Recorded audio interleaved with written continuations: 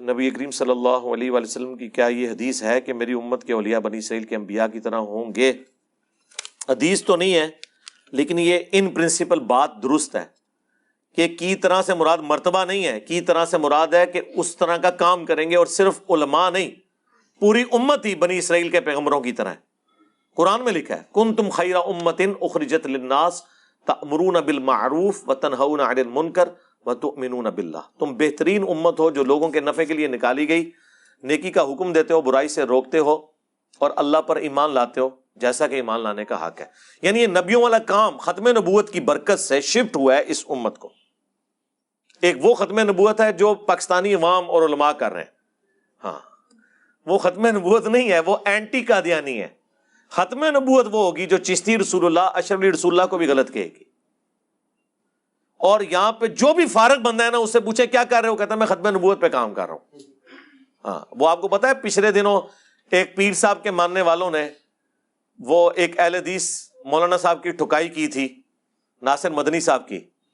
بعد میں جب ان کی صلح ہوئی اور وہ پیر صاحب اور وہ ساتھ بیٹھ کے لڑے، بریلوی اور اہل حدیث ہیں آپس میں، اور جب پریس کانفرنس کر رہے ہیں اور کہہ رہے ہیں انشاءاللہ ہم مل کر ختم نبوت پہ کام جاری رکھیں گے۔ کیسے ختم نبوت پہ کوئی کام کر سکتا ہے؟ میں دیکھتا ہوں نا آج اہل حدیث بھی بول جائیں ذرا چشتی رسول اللہ، اشرف علی رسول اللہ کے اوپر، اور اس کی لکیر پیٹیں، تو میں دیکھتا ہوں ان کو کیسے وہ برداشت کرتے ہیں۔ بریلوی تو ویسے ہی بولنے جوگے نہیں ہیں، صرف اشرف علی رسول اللہ پہ بول سکتے ہیں، یہ لوگ کہاں سے ختم نبوت پہ کام کریں گے؟ تو آج کل جو بندہ کوئی بھی دین کا کام نہیں کر رہا ہوتا نا، وہ کہتا ہے میں ختم نبوت پہ کام کر رہا ہوں۔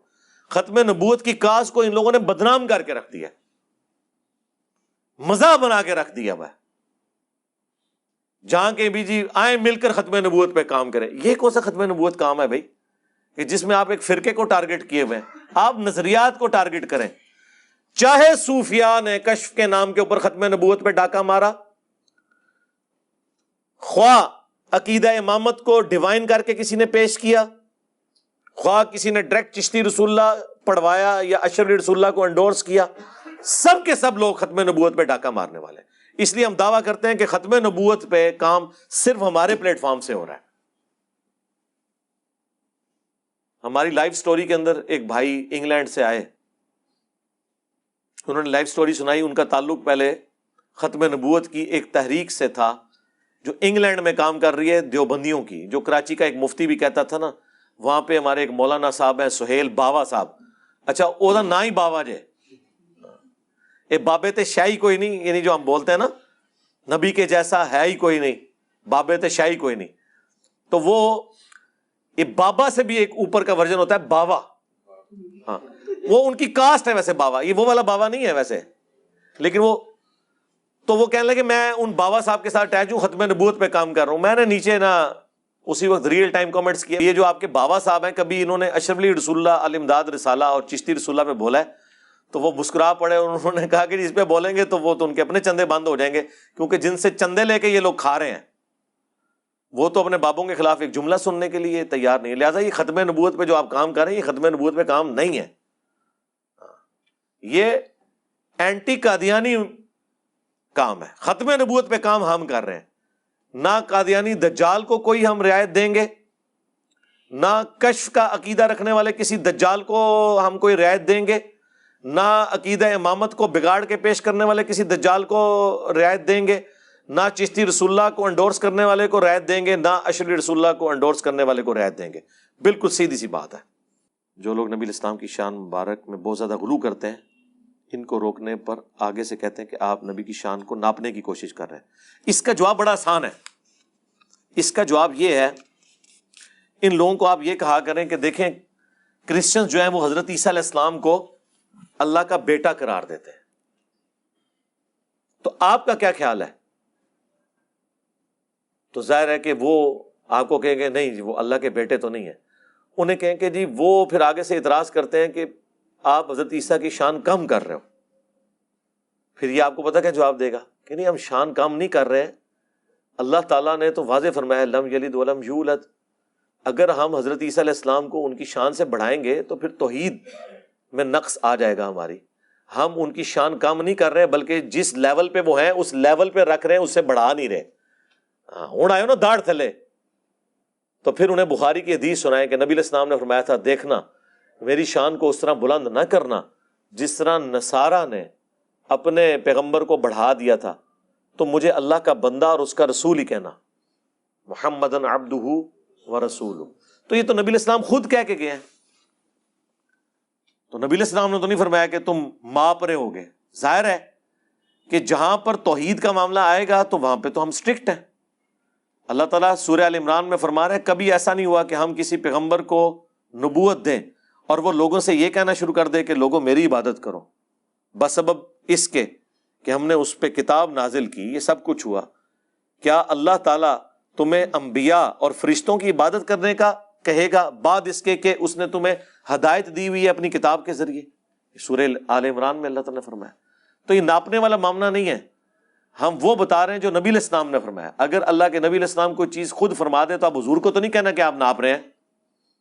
ابو داؤد میں ابن ماجہ میں حدیث ہے، ایک صحابی حضور کو آ کے سجدہ کرتے ہیں، آپ فرماتے ہیں سر اٹھا، یہ کیا کر رہا ہے؟ انہوں نے کہا کہ میں نے ہیرا نامی شہر میں دیکھا لوگ اپنے سردار کو سجدہ کرتے ہیں، تو آپ تو اللہ کے رسول ہیں، ہم آپ کو سجدہ کیوں نہ کریں؟ آپ نے فرمایا اگر میں سجدہ جائز سمجھتا تو بیویوں سے کہتا کہ اپنے خامدوں کو سجدہ کریں اس حق کے سبب جو اللہ نے دیا ہے۔ اور اس میں ابو داؤد میں تو یہاں تک الفاظ ہیں جب میں فوت ہو جاؤں گا تم میری قبر سے گزرو گے، کیا میری قبر پہ بھی سجدہ کرو گے؟ ان کا نہیں یا رسول اللہ۔ تو فرمایا مجھے کیوں کر رہے ہو؟ وہاں تو صحابی نے نہیں کہا یا رسول اللہ آپ اپنی شان خود ناپ رہے ہیں کہ تعظیم کا سجدہ تو فرشتوں نے آدم کو کیا، یوسف علیہ السلام کے بھائیوں نے یوسف علیہ السلام کو کیا، تو آپ تو امام الانبیاء ہیں، ہم آپ کو سجدہ نہ کریں؟ عشق دے چلے نمبر لے گئے، عقل والے انجے ہی عمرہ گالیاں، اور عشق دے چلے اتھے میرے تو ذلیل، اگے جا کے اللہ نے انہوں نے ذلیل کرنا ہے۔ عقل والے بڑھو، ہاں قل هل يستوي الذين يعلمون والذين لا يعلمون انما يتذكر اولو الالباب۔ اے نبی تم فرماؤ علم والے اور بغیر علم والے برابر نہیں ہو سکتے، نصیحت تو نہیں حاصل کرتے مگر عقل والے، چلے نہیں۔ تو اس طرح ان کو بتائیں، میری کئی ایک ویڈیوز ہیں الحمدللہ اس پہ۔ قرآن حکیم میں جو آیات انبیاء کے بارے میں سخت آئی ہیں وہ صرف اللہ اپنے انبیاء خاص کر نبی علیہ السلام کے بارے میں کہہ سکتے ہیں، عام لوگوں کو اجازت نہیں۔ تو عام لوگ تو کہتے بھی نہیں ہیں، عام لوگوں کو آپ یہ بھی اجازت نہیں دیں گے کہ وہ اللہ کی بات بھی ریپیٹ کریں، تو پھر آپ کافر ہیں، کیونکہ آپ قرآن کے منکر ہیں۔ اور جہاں ضرورت پڑتی ہے عام لوگ اس بات میں بھی اپنی بات ایڈ کر کے کرتے ہیں۔ اس میں میں نے ان کو اتنی بڑے لیول کی پھکی دی ہوئی ہے، قیامت تک بھی ڈکار مارتے رہے نا تو وہ ہضم نہیں ہونی ان کو۔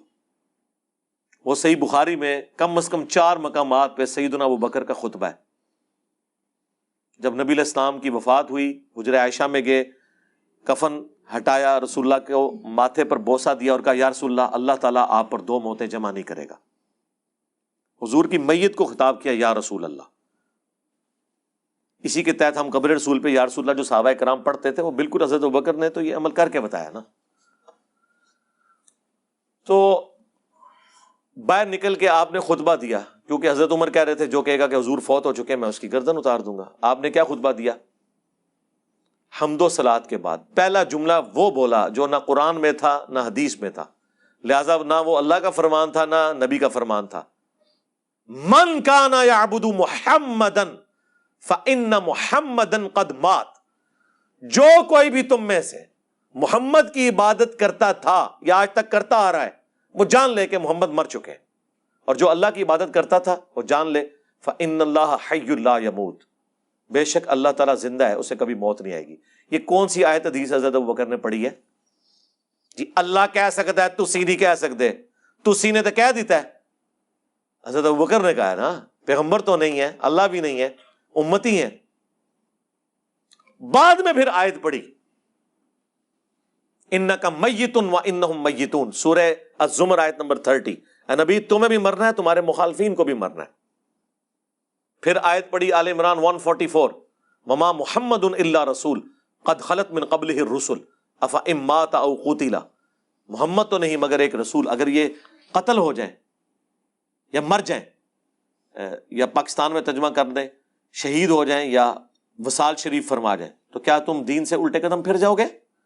یہ غزوہ احد کے موقع پر آیات نازل ہوئی تھی جب حضور کی شہادت کی افواہ پھیل گئی تھی۔ المستدرک للحاکم میں پوری حدیث موجود ہے. یہ بخاری میں یہ 2 آیات حضرت ابوبکر صدیق نے آیات بعد میں پیش کی، پہلے اپنی بات کی. تو اب مجھے فتویٰ چاہیے حضرت ابوبکر کے اوپر 295 CA لگوائیں گے جو انہوں نے رول بنائے ہوئے ہیں کہ اللہ کہہ سکتا ہے بندے نہیں کہہ سکتے، بندے ہی نہیں کہا جائے. اور بخاری میں تو 2 آیات ہیں نا، المستدرک للحاکم میں بھی یہی حدیث آتی ہے. وہاں پہ حضرت ابوبکر نے جو خطبہ دیا ہے نا، اس میں ایک تیسری آیت کا بھی ذکر ہے. سورۃ الانبیاء کے سٹارٹ میں وہ آیت ہے، آیت نمبر 8، وَمَا جَعَلْنَاهُمْ جَسَدًا لَا يَأْكُلُونَ الطَّعَامَ وَمَا كَانُوا خَالِدِينَ. ہم نے کوئی نبی ایسا نہیں بنایا تھا کہ جس کا جسم کھانے کا محتاج نہ ہو، اور نہ وہ ایسے تھے کہ ہمیشہ دنیا میں رہتے. تمام انبیاء کا ذکر کر دیا حضرت ابوبکر نے کہ سب کے سب انبیاء کھانا کھانے کے بھی محتاج تھے اور موت بھی انہیں آنی تھی. لہذا جسے موت آ جائے وہ خدا نہیں ہے، اور جو خدا ہے اسے موت نہیں آتی. ان پڑھ لوگ دینی علماء کی تقلید کرتے ہیں تو ان تک دعوت کیسے پھیلائی جائے؟ ہاں، جیسے ہم پھیلا رہے ہیں. یہ سب سے کرٹیکل کوسچن ہے اس امت میں، گمراہی کو ختم کرنے کا طریقہ کیا ہے. ابھی تک جن لوگوں کو درد پیدا ہوا، جن کے دل دکھی ہوئے کہ لوگوں نے رسول اللہ کا راستہ چھوڑ کر اپنے بابوں کو بزرگ مان لیا ہے، انہوں نے اپنے طریقے سے کوشش کی کہ لوگوں کو توحید پر لایا جائے، قرآن و سنت کے حوالے پیش کیے جائیں، لیکن بیچارے ناکام رہے. کیوں؟ اس کی وجہ یہ تھی کہ جن لوگوں کو یہ حوالے پیش کر رہے تھے وہ تو قرآن و سنت کو مانتے ہی نہیں ہیں. آئینی طور پہ مانتے ہیں، جیسے ہمارے ملک میں بھی آرمی چیف آئینی طور پہ تو وزیر اعظم کے انڈر ہی ہوتا ہے، لیکن پریکٹیکلی، ہاں پریکٹیکلی آپ دیکھ لیں کہ پچھلے 6 سالوں کے اندر 5 وزیر اعظم چینج ہو چکے ہیں، آرمی چیف ایک ہی ہے. ٹھیک ہے، پریکٹیکلی یہ ہوتا ہے. اس طریقے سے پریکٹیکلی یہ ہوتا ہے کہ یہ لوگ صرف بات کرتے ہیں کہ ہم قرآن و سنت کو مانتے ہیں، باقی یہ اپنے بابوں کو مانتے ہیں. تو اس کا حل یہ نہیں کہ انہیں قرآن و سنت پیش کر کے تو قرآن و سنت کی توہین کروائی جائے ان کے ہاتھوں، بلکہ اس کا حل یہ ہے کہ ان کی نظروں میں وہ بابے بے عزت کر دیے جائیں جن کی وجہ سے یہ قرآن و سنت کا انکار کرتے ہیں. یہ کہہ کے او جی یہ کل کا چھوکرا علی، اس کو بات کہاں سے سمجھ آ گئی؟ ہمارے احمد صاحب بریلوی صاحب کو یہ بات نہیں پتا تھی، ہمارے اشرف علی تھانوی صاحب کو یہ بات نہیں پتا تھی. تو پھر آپ انہیں کہیں رکو ذرا، صبر کرو. اگر یہی بات تھی تو اشرف علی تھانوی صاحب نے لا الہ الا اللہ اشرف علی تھانوی رسول اللہ اور اللہم صلی اللہ و نبینا اشرف علی کلمے کو انڈورس کیوں کیا، خواب میں بھی اور بیداری میں بھی؟ اور اعلیٰ حضرت نے فتاوی رضویہ کے اندر سبع سنابل کتاب کی تعریف کیوں کی جس میں چشتی رسول اللہ والا واقعہ لکھا ہوا تھا جو حشر بہشت کے اندر بھی موجود تھا؟